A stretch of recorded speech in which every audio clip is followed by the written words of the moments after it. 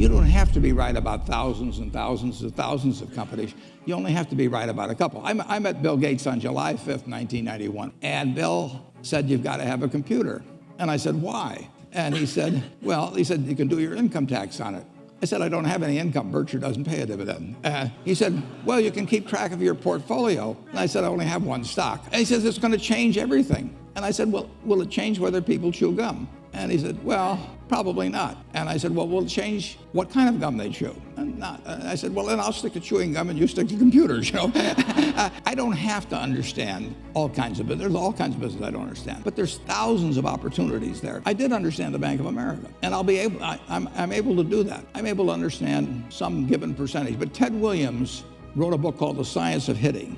And in The Science of Hitting, he's got a diagram, shows him at the plate, and he's got the strike zone divided into 77 squares, each the size of a baseball. And he says, if I only swing at pitches in my sweet zone, which he shows there, and he has what his batting average would be, which is 400. If he had to swing at low outside pitches, but still in the strike zone, his average would be 230. He said the most important thing in hitting is waiting for the right pitch. Now, he was at a disadvantage because if the count was 0-2 or 1-2, or even if that ball was down where he was only going to bat 230, he had to swing at it.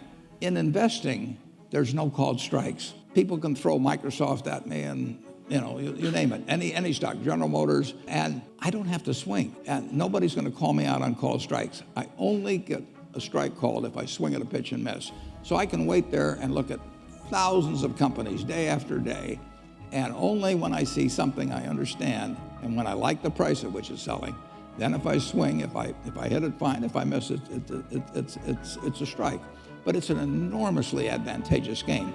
And it's a terrible mistake to think you have to have an opinion on everything. You only have to have an opinion on a few things. In fact, I've told students, if when they got out of school, they got a punch card with 20 punches on it, and that's all the investment decisions they got to make in their entire life, they would get very rich because they would think very hard about each one.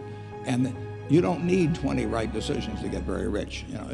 4 or 5 will probably do it over time. So I don't worry too much about the things I don't understand. If you understand some of these businesses that are coming along and can spot things on, if you can spot on Amazon, for example, I mean, it's a tremendous accomplishment what Jeff Bezos has done.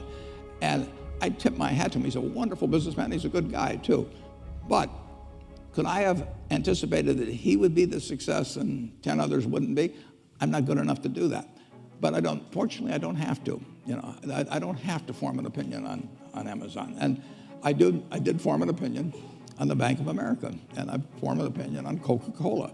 I mean, Coca-Cola's been around since 1886. There's 1.8 billion 8-ounce servings of Coca-Cola products sold every day.